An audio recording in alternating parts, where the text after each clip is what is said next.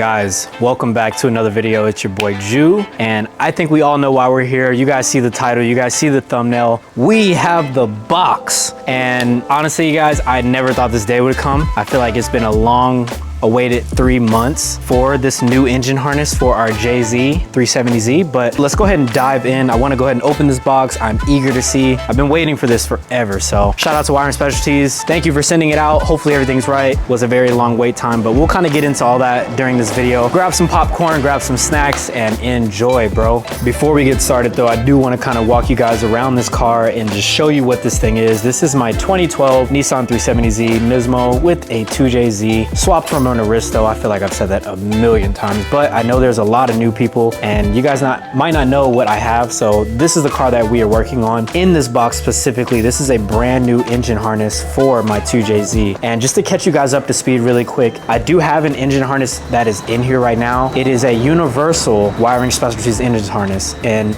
what that specifically means is basically the harness is engine specific, but it's not chassis specific. And I hope that makes sense. I'm really trying to explain that the best way that I can. Pretty much this engine harness that's currently in here can go onto this engine into any chassis. So if I had this engine in my 350Z Nismo, essentially that everything would work. You would just have to wire in your own leads as far as like coolant, tachometer, speedometer, all of that stuff. So currently this car does run with this engine harness in it.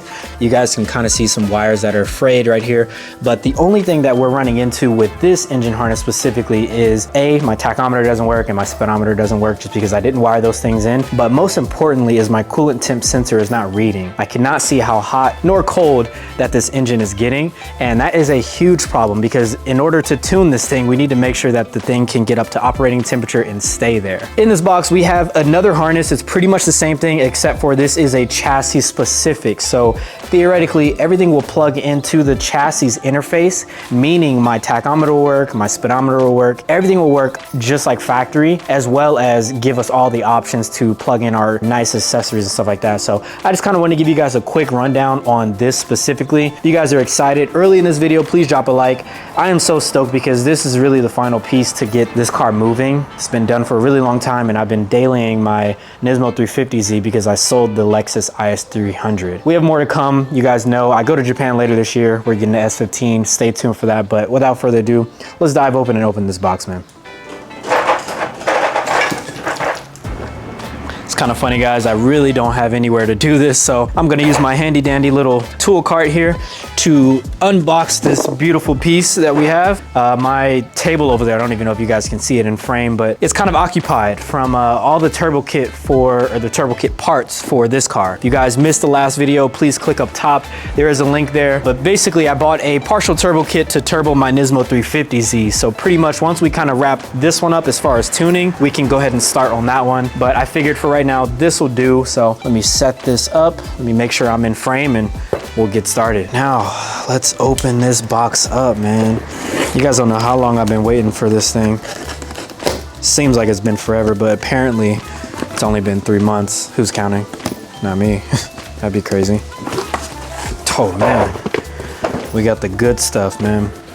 So first thing we have in here, important, thank you for purchasing a Wiring Specialties harness. A few important things to keep in mind for a smooth install. Blah, blah, blah, blah, blah. We'll look at that later. In our little folder here, looks like we have some stickers. That's sick. They threw in a JZ for your boy. And we actually have the pinout of the ECU. So this is the same sheet that I have for that harness in specific. This one, I don't know if it'll be any different, but yeah, we have that. So I need to label that so I don't mix match the two. And it looks like that's everything in there. Let me show you guys this sticker though. It's pretty cool. I don't know why they sent a BRZ.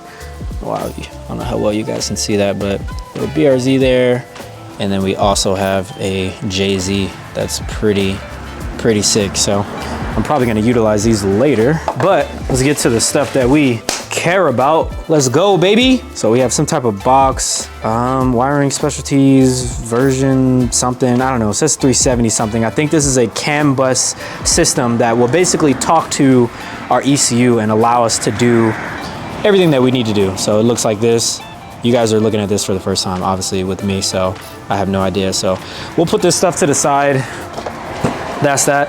Another thing actually that's really cool, there's another one right here. I don't know what it does. It says 07 plus Z and G interface. So yeah, I think this is just what's gonna talk to everything. But for the engine harness that I currently have, I don't have a grommet. So I don't know if you guys ever built cars or anything. Let me kind of take you guys over here with me. Long story short, when you put an engine harness in the car, there's an actual grommet that separates the harness from the inside and from the outside. Since this is a universal harness, there isn't a grommet on that. And I don't know if you guys remember, but when my boy Davion fabricated the downpipe and everything like that for the car, he actually tried to rinse off the car because it was so dirty. Shout out to him. But since I didn't have a grommet there was a bunch of water that got on my ECU and a few other things. And actually the car would not even like turn on anymore because it got on the BCM. We dried it off, we fixed everything, the car still starts and all that stuff now, so we're good now. But I'm really thankful that this new engine harness now has a grommet. So when I go ahead and throw this thing in, we'll have something that separates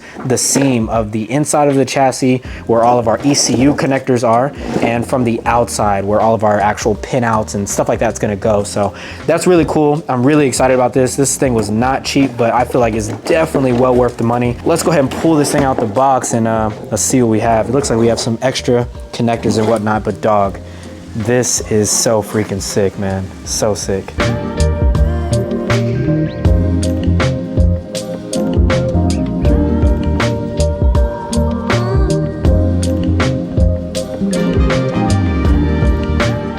So after taking a quick glance at this beautiful masterpiece, I just wanted to verify that basically everything was there, and it looks like it is. I have my ECU ports here for my EMU black. What's really cool, as I mentioned earlier, this is a chassis specific engine harness. So basically this plugs into a special interface on the car.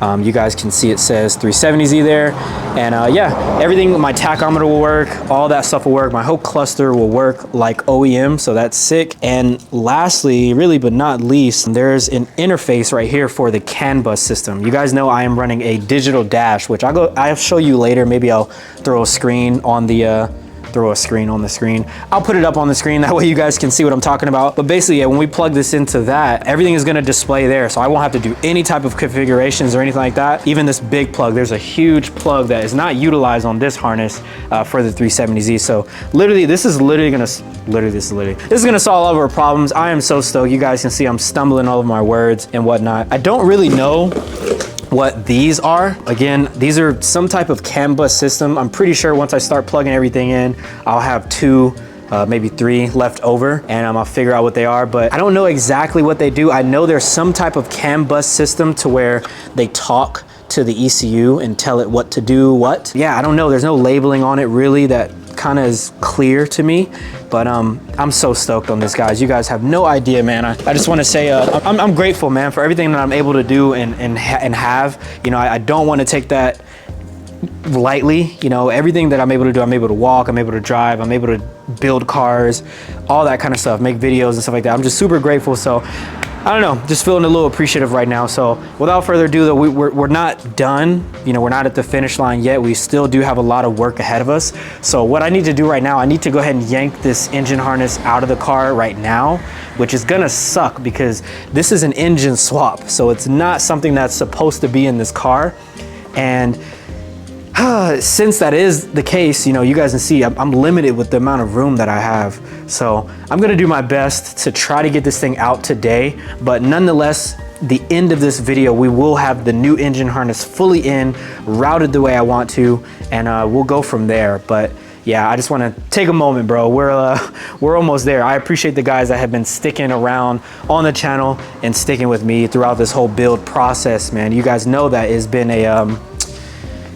a mission, but again, we're almost here. So never give up on your builds, guys. I know it's hard. Sometimes stuff is out of your control, hence the whole harness stuff, but just keep pushing. And if it has to sit, let it sit. This thing has been sitting for a while, but yeah, enough yapping. Let's get started. So guys, I'm about to get started, kind of taking everything out. First thing you want to do is definitely disconnect the battery, which I have already done, but I want to show you something really quick before we actually yank this engine harness out, the old one that is.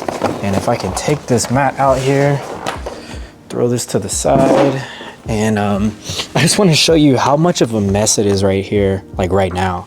So you guys can see my ECU's hanging, you know, there's wires cut off. This harness is literally so janky, it's like insane. Yeah, I really honestly don't even know where to start when it comes to that, but it's just, I just think that's hilarious. So you guys see what it looks like right now. It won't look like that once we're done, but yeah, it's just pretty insane that what we had to do to get this car to kind of where it was as far as like starting and, you know, idling and all that stuff, you know, wiring all this stuff. It's insane.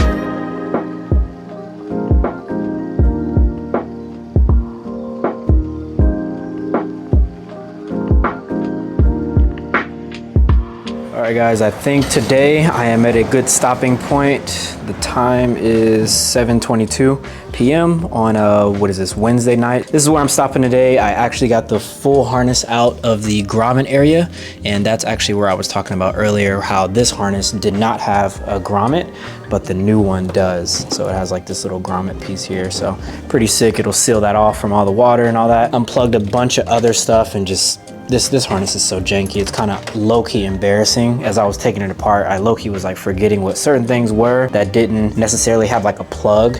Everything that has a plug on these Wireman Specialties harnesses is labeled, so it's pretty easy, but everything else, kind of like this stuff, it's like, what is this, you know? So this is all the stuff that we implemented, and yeah, I'm just glad that we can actually move on from this janky harness and get a nice harness in here. So again, I'm gonna call it a night. The garage is a mess. I'm gonna go ahead and clean everything up, and then we will continue tomorrow, guys. The next day. It's day 2, guys, and I went ahead and actually took out the engine harness completely off camera. I didn't really want to bore you guys on showing you all of that stuff, so the engine harness is fully out. It is over here on the ground. It's a combination of that over there and in this box right here. But basically, you guys can kind of see briefly how janky this thing is. We will not ever be using this thing. I'm probably gonna trash this once I take off most of the connectors that I want for the future. The only thing that I probably can salvage for sure is this coil pack harness. I can disconnect that right there, but other than that, this whole entire universal engine harness is crap. You guys can see the difference between the new harness over here.